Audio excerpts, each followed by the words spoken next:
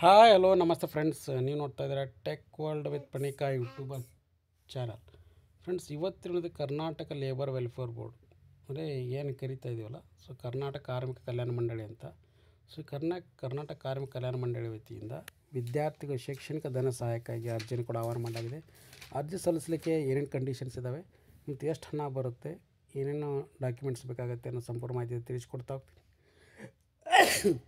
ತಪ್ಪು ಸ್ಕಿಪ್ ಮಾಡೋದು ಪೂರ್ತಿಯಾಗಿ ನೋಡಿ. ಹಾಗೆ ನಿಮಗೆ ಇಷ್ಟ ಆದರೆ ಒಂದು ಲೈಕು, ಶೇರು, ಸಬ್ಸ್ಕ್ರೈಬ್. ಕಾರ್ಮಿಕ ಕಲ್ಯಾಣ ಮಂಡಳಿ ವತಿಯಿಂದ ಕಾರ್ಮಿಕರ ಮಕ್ಕಳಿಗೆ ಶೈಕ್ಷಣಿಕ ಧನ ಸಹಾಯ ಅಂತೇಳಿ ಪ್ರತಿ ವರ್ಷ ನೀಡುವಂಥ ಒಂದು ಯೋಜನೆ ಆಗಿದ್ದು, ಸೊ ಇದಕ್ಕೆ ಅರ್ಜಿ ಸಲ್ಲಿಸಲಿಕ್ಕೆ ಡಿಸೆಂಬರ್ 31, 2025 ಕೂಡ ಲಾಸ್ಟ್ ಡೇಟ್ನ ಫಿಕ್ಸ್ ಮಾಡಿದ್ದಾರೆ. ಸೊ ಅದ್ರ ಜೊತೆಗೆ ಏನಪ್ಪ ಅಂದರೆ ಏನೇನು ಕಂಡೀಷನ್ಸ್ ಇದೆ ಅಂತ ತೋರಿಸ್ಕೊಡ್ತಾ ಹೋಗ್ತೀನಿ. ಶೈಕ್ಷಣಿಕ ಪ್ರೋತ್ಸಾಹನಕ್ಕೆ ಅರ್ಜಿ ಸಲ್ಲಿಸಲಿಕ್ಕೆ ಒಂದು ಸೂಚನೆ ಕೂಡ ಕೊಟ್ಟಿದ್ದಾರೆ. ಒಂದು ಕುಟುಂಬದ ಇಬ್ಬರು ವಿದ್ಯಾರ್ಥಿಗೆ ಮಾತ್ರ ಇದೆ ಅರ್ಜಿ ಸಲ್ಲಿಸ್ಬೋದು.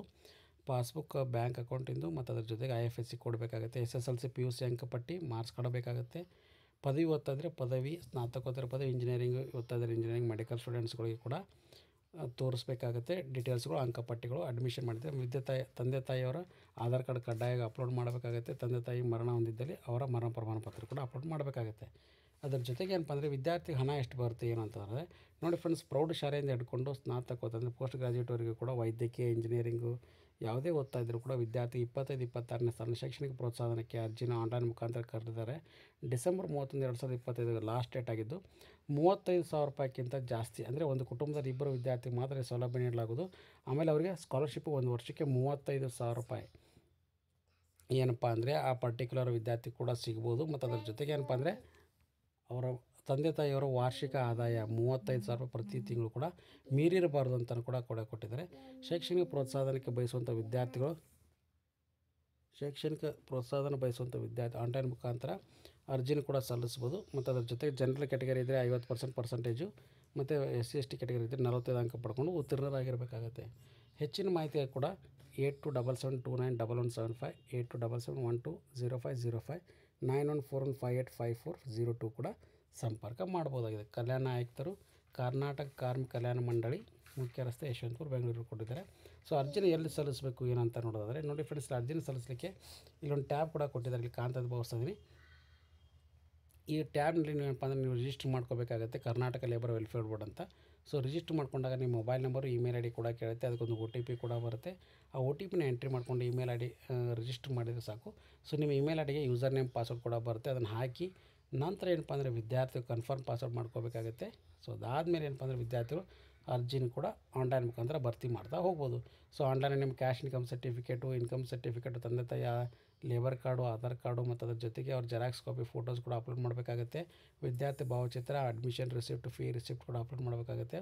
ಅದ್ರ ಜೊತೆಗೆ ಏನಪ್ಪ ಅಂದರೆ ವಿದ್ಯಾರ್ಥಿಗಳು ಬ್ಯಾಂಕ್ ಅಕೌಂಟ್ ಡೀಟೇಲ್ಸ್ನ ಕೂಡ ಎಂಟ್ರಿ ಮಾಡಿ ಆ ಪಾಸ್ಬುಕ್ ಜೆರಾಕ್ಸ್ನ ಕೂಡ ಅಟ್ಯಾಚ್ಮೆಂಟ್ ಮಾಡಬೇಕಾಗುತ್ತೆ.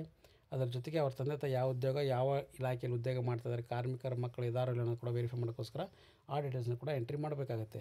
ಸೊ ಎಲ್ಲ ಡೀಟೇಲ್ಸ್ನ ಎಂಟ್ರಿ ಮಾಡಿದ ಮೇಲೆ ಆಟೋಮೆಟಿಕ್ಲಿ ವಿದ್ಯಾರ್ಥಿಗಳಿಗೂ ಅಪ್ಲಿಕೇಶನ್ ಕೂಡ ಓಪನ್ ಆಗುತ್ತೆ. ನಂತರ ಇನ್ನು ವಿದ್ಯಾರ್ಥಿಗಳು ಸೊ ಈ ಪರ್ಟಿಕ್ಯುಲರ್ ಹೇಳಿದ್ನಲ್ಲ ಎಲ್ಲ ಡೀಟೇಲ್ಸ್ನ ಕೂಡ ಭರ್ತಿ ಮಾಡಿ ಸಬ್ಮಿಟ್ ಮಾಡಿದ ಮೇಲೆ ಆ ವಿದ್ಯಾರ್ಥಿದು ಏನಪ್ಪ ಅಂದರೆ ಆ ಪರ್ಟಿಕ್ಯುಲರ್ ಸ್ಕೂಲ್ ಅಥವಾ ಕಾಲೇಜ್ ಏನಿದೆಯಲ್ಲ ಆ ಶಿಕ್ಷಣ ಸಂಸ್ಥೆಯಲ್ಲಿ ಲಾಗಿನ್ ಮಾಡಿ ಅಪ್ರೂವ್ ಮಾಡಬೇಕಾಗುತ್ತೆ. ನಂತರ ಏನಪ್ಪ ಅಂದರೆ ವಿದ್ಯಾರ್ಥಿಗಳ ಸಂಸ್ಥೆ ಎಲ್ಲಿ ಉದ್ಯೋಗ ಮಾಡ್ತಾರೆ ಕಾರ್ಮಿಕ ಇಲಾಖೆ ಫಾರ್ವರ್ಡ್ ಆಗುತ್ತೆ. ಸೊ ಅವ್ರ ತಂದೆ ತಾಯಿಲಿ ಉದ್ಯೋಗ ಮಾಡ್ತಾಯಿದ್ರಲ್ಲ ವೆರಿಫೈ ಮಾಡುತ್ತೆ. ನಂತರ ಅಧಿಕೃತ ಲಾಗಿನ್ ಆಗಿ ಅದನ್ನು ಅಪ್ರೂವ್ ಮಾಡಿದ್ರೆ ಅಂದರೆ ವಿದ್ಯಾರ್ಥಿಗಳಿಗೆ ಅಮೌಂಟ್ ಜಮಾ ಆಗಿದೆಯಲ್ಲ ಅಂತ ಸ್ಟೇಟಸ್ ಚೆಕ್ ಮಾಡ್ಕೊಳ್ಳಿಕ್ಕೆ ಅವರಲ್ಲಿ ವಂತಿಗೆ ಪಾವತಿ ಅಂತಿದೆಯಲ್ಲ, ಸೊ ಇಲ್ಲಿ ಚೆಕ್ ಕೂಡ ಮಾಡ್ಕೋಬೋದಾಗಿದೆ. ಸೊ ಹಾಗಾಗಿ ಇದು ಕರ್ನಾಟಕ ರಾಜ್ಯದ ಕಾರ್ಮಿಕ ಕಲ್ಯಾಣ ಮಂಡಳಿ ವತಿಯಿಂದ ನೀಡುವಂಥ ಅಫಿಷಿಯಲ್ ಆಗಿರ್ತಕ್ಕಂಥ ಒಂದು ಸ್ಕಾಲರ್ಶಿಪ್ ಹಣ ಆಗಿದ್ದು, ಸೊ ವಿದ್ಯಾರ್ಥಿಗಳು ಇದರ ಪ್ರಯೋಜನ ಕೂಡ ಪಡ್ಕೋಬೋದು. ಸೊ ನಿಮ್ಮ ಹತ್ತಿರದ ಎಲ್ಲ ಒಂದು ವೇಳೆ ನಿಮ್ಮ ಸ್ಕೂಲ್ ರಿಜಿಸ್ಟರ್ ಆಗಿದ್ದರೆ ರಿಜಿಸ್ಟರ್ ಕೂಡ ಮಾಡ್ಕೋಬೋದು. ಮತ್ತು ಅದೇ ನಿಮ್ಮ ತಂದೆ ತಾಯಿ ವರ್ಕ್ ಮಾಡೋದು ಇಂಡಸ್ಟ್ರಿ ರಿಜಿಸ್ಟರ್ ಆಗಿಲ್ಲ ಅಂದರೆ ಆ ರಿಜಿಸ್ಟ್ರನ್ನ ಕೂಡ ಇಲ್ಲಿ ಮಾಡ್ಕೊಳ್ಳಿಕ್ಕೆ ಅವಕಾಶ ಇದೆ. ಸೊ ಅವ್ರು ಇಲ್ಲಿ ಲಾಗಿನ್ ಆಗಿ ಅಧಿಕೃತ ಲಾಗಿನ್ ಆಗಿ ಆ ಸ್ಕೂಲ್ನ ರಿಜಿಸ್ಟರ್ ಕೂಡ ಮಾಡ್ಕೋಬೋದು. ಅಧಿಕೃತವಾಗಿ ಲಾಗಿನ್ ಆಗಿ ಇಂಡಸ್ಟ್ರಿನ ಕೂಡ ರಿಜಿಸ್ಟರ್ ಮಾಡ್ಕೋಬೋದಾಗಿದೆ ಫ್ರೆಂಡ್ಸ್. ಸೊ ಹಾಗಾಗಿ ಇದೊಂದು ಬಿಗ್ ಅಪ್ಡೇಟು. ಸೊ ಯಾರ್ಯಾರು ವಿದ್ಯಾರ್ಥಿಗಳು ಮಾಹಿತಿಗಾಗಿ ಕೇಳ್ತಾಯಿದ್ರು ಸೊ ತಿಳಿಸಿದ್ದೀನಿ. ಹಾಗೆ ಈ ಲಿಂಕನ್ನು ಕೂಡ ಡಿಸ್ಕ್ರಿಪ್ಷನ್ ಬಾಕ್ಸಲ್ಲಿ ಹಾಕಿರ್ತೀನಿ, ಯೂಸ್ ಮಾಡ್ಕೊಳ್ಳಿ. And finally thanks for watching the video.